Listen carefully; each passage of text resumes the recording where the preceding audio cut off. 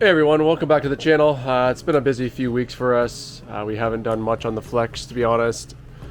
We had Detroit Autorama last weekend, so we were busy getting the car prepped for that and leading up to it. And the whole weekend is pretty much a 5-day weekend of back and forth to the show and whatnot and all that. So we've obviously been neglecting the flex a little bit, but we've definitely been brainstorming in the background of what we were doing next. So what we're planning on doing today, we're looking at a little bit more. We're gonna try to flip the spindles on this. Obviously we got rid of the all-wheel drive, so the front wheel drive setup is completely gone out of this. So kind of looking at it, it looks like we might be able to obviously unbolt all this from the strut and whatnot. Hopefully we can flip the spindles side to side, keep them, you know, in their upright position. We don't know how it's gonna work out as far as suspension geometry, so today we are going to figure out if all that will work. Obviously the calipers will be moved to the backside. Not a huge deal, we'll just have to reroute the flex line to obviously the backside, whatnot. The biggest challenge we're going to have is the crossmember, but by flipping the spindles, what that does is move the tie rod to the front side, which is what we need right now. Right now we have a rear steer set up. Moving this rack to the front will make a ton more room for the V8 swap. So looking at it, we should be able to still reuse the rack and just move the whole thing forward, make some new mounts and whatnot. Just we got to figure out the geometry for, you know, bump steer and whatnot, but we should be able to make it all work. Hopefully be able to possibly flip the sway bar the opposite way as well. Basically just move the rack forward and then flip the sway bar 180.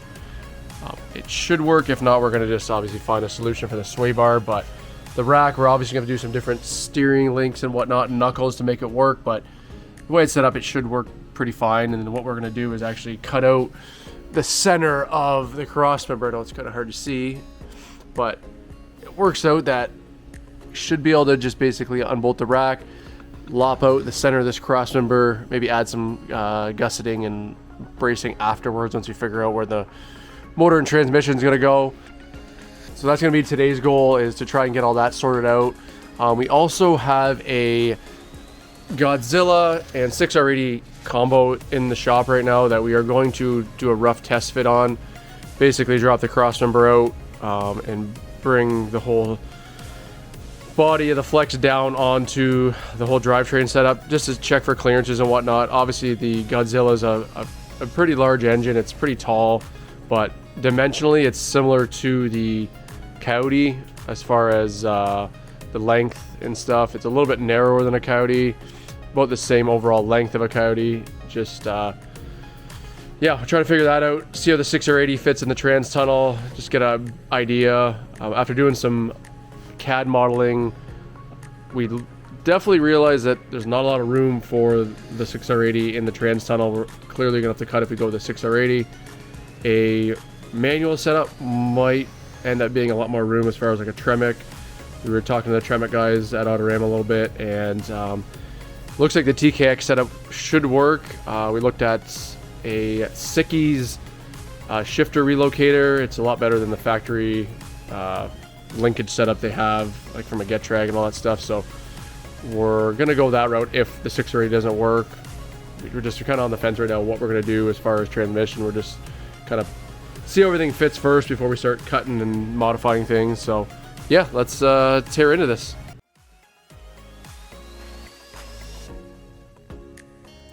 Well, I just spent the last little bit getting everything switched over.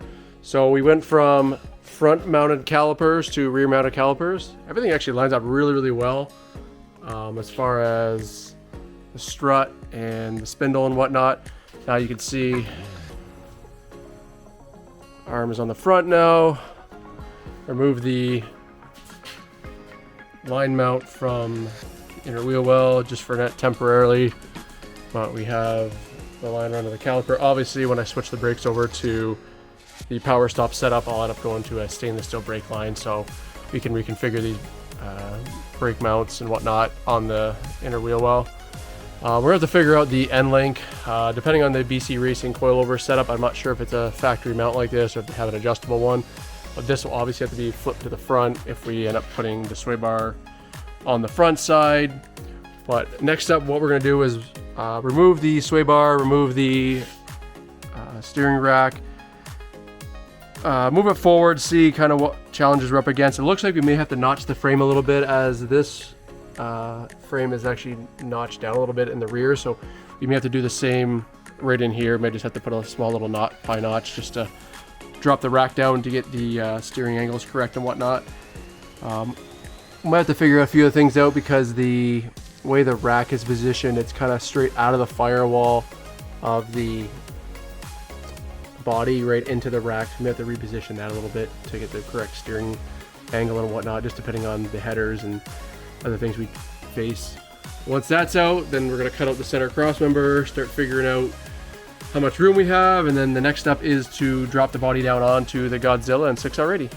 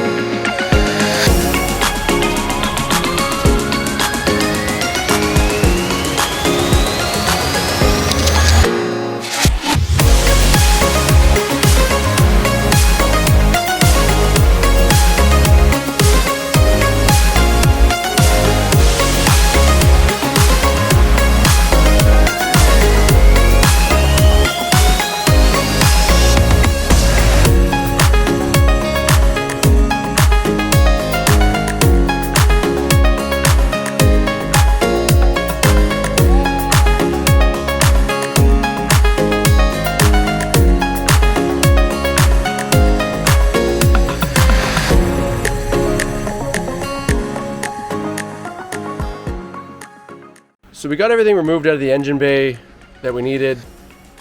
There was some coolant hoses on the firewall here we had to remove. It was just too bulky. We had to disconnect the rear AC lines. We disconnect them at the firewall here. We just cut them back below the floor just in case we need to hook them back up.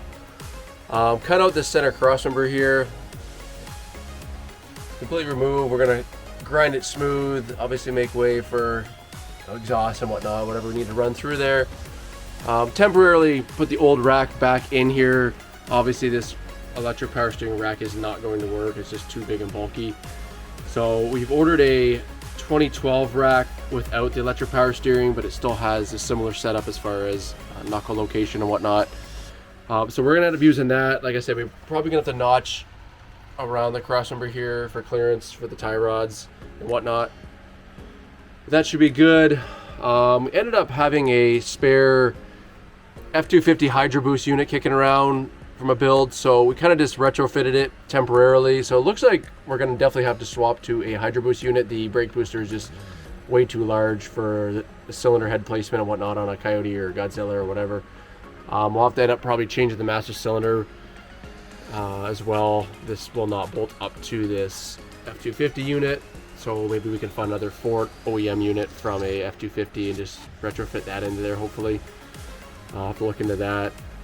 Also, we removed the factory fans for now. That was kind of in the way we were putting the Godzilla in, so we just pulled that out for now. If we have to, we can build our own shroud with some low profile fans just to kind of keep it a lot closer to the rad itself, because the Ford OEM fans are pretty thick for all the plastic housing goes. All in all, there's a decent amount of room side to side on this thing. There's actually room for exhaust. We may be able to put the battery back up front here to the driver's side. Just depends on, you know, the accessories and whatnot and the computer. But there's actually quite a bit of room here. The 6R80 is a bit tight. Obviously in the trans tunnel, we're gonna have to get that addressed. Looks like we have a little bit of cutting to do if we do the 6R80. Even the TKX, just based on some measurements I found on Tremec's site, we still may have to tunnel it a little bit just for the height of it, depending where it goes. But yeah, it's actually not too bad. Like, there's quite a bit of room behind the firewall and the cylinder heads as far as that goes. So exhaust routing shouldn't be too bad as far as that goes. And then it's just making everything else fit as far as the rack. Like, you may have to run a Holley oil pan for clearance and whatnot, depending on where that sits at. But again, we need to decide on whether we're going with a Coyote or a Godzilla. I mean, they both have their pros and cons.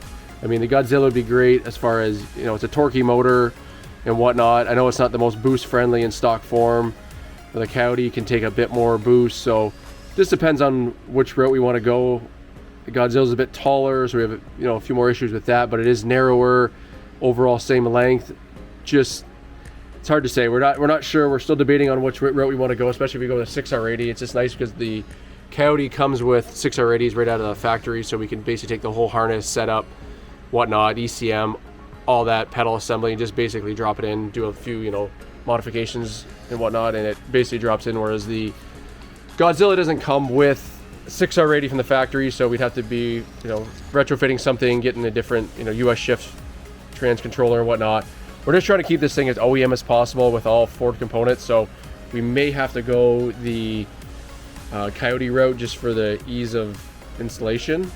So stay tuned. So looking underneath here, Ed had to remove, there was an inner structure here, basically drilled out all the spot welds, knocked this out. It was taking up a lot of room in this area, the trans tunnel. So we did that, cut some studs off, got that done, cut the crossmember out. It's a bit crusty, but it's still solid. Just ground down the extra material for now. We decide what we're gonna do as far as that goes. Temporarily hooked up a steering link because we flipped everything to the front, so we haven't quite figured out what we're doing for the steering rack yet. So this is temporary, just so we can move the flex around outside and whatnot and move it back and forth in the shop. Judging by the 6R80, it looks like we may have to cut out a little bit of the trans tunnel here, so there's actually like a nice line here from the factory with those spot welds. Might be able to cut to there and then basically follow up and over here, up to almost the bottom of this little step in the firewall. Basically same thing back down, you know, down to the edge here, try and clear the shifter cable and whatnot, and just basically fade it into the body back here. I'll have to obviously remove the dash, center console, seats, carpet, whatnot, some of the firewall padding and stuff, cut all that out to make room for all this stuff. But looks like it shouldn't be too bad. As far as the width goes of the 6R80, it's not too much wider than this. It's more the height. It needs to go into the body quite a bit more to get, you know, the pan up high enough so it's not dragging on the ground or, you know, getting, you know, hitting things or whatnot. So definitely a little bit of work to do down here. Even the Tremec, looking at that, it's still a fairly tall transmission, even though it's not super long. It's just, there's not a lot of room in this tunnel the way it's designed. So going to be a little bit of massaging to get that situated. So we got the Godzilla and 6R80 on the hoist with the scale. We're at about 810 pounds right now. That's with the factory cast manifolds. It is on a little wood dolly cart that weighs maybe 5 pounds or whatever. It is missing the torque converter as well as the fluid, so there's another 50-60 pounds. So we're at probably 860, 875 probably all in with all the accessories in the front of the motor. Basically what we have with the valve covers. Obviously the intake's a few pounds. It's a plastic intake, so it doesn't weigh a ton. So we're sub 900 pounds for this versus the Flex stock motor was 750, 760 in that range. So we definitely more weight on the Godzilla. The Godzilla is a cast block. Looking at comparisons, the Coyote is about 125 pounds lighter as far as that goes. So in theory, if we do a Coyote in this, it should be pretty much right on par weight-wise with the factory 3.5 and the 6-speed that was in it.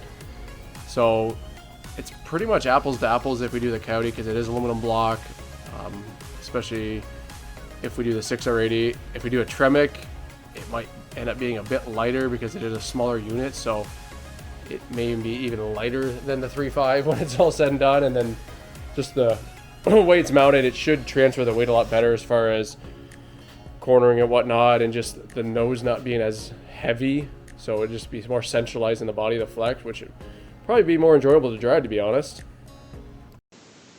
We got the body of the Flex down onto the Godzilla and 6R80. As you can see, there's a decent amount of room around the backside where the firewall is, the sides and whatnot.